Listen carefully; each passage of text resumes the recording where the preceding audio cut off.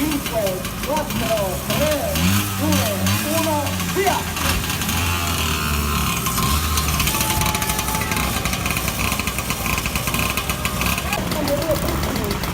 Grande angolo!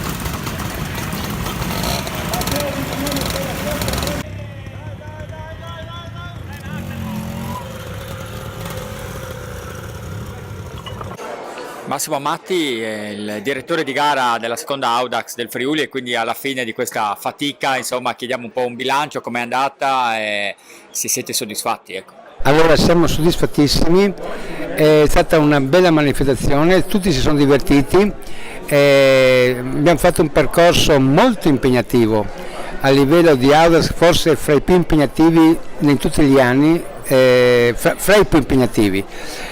C'è grande soddisfazione, noi siamo soddisfatti, che tutti sono contenti come ripeto e niente, quindi siamo felici.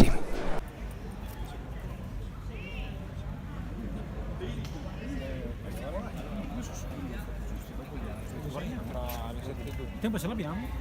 Yes. No, già non può fare. Che numero?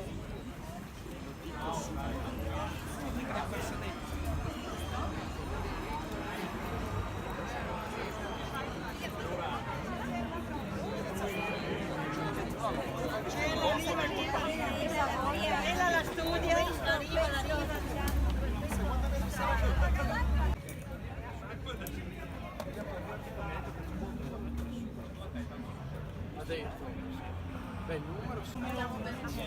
Non ho capito se è sulla prova o è sull'arrivo in generale. Ah, ok, quindi la prova sarà il buio, io non la faccio.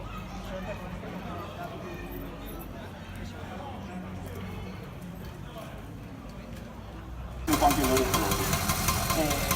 Bella manifestazione, organizzata perfettamente fino adesso. Sto toccando, Massimo è bravo. Massimo è...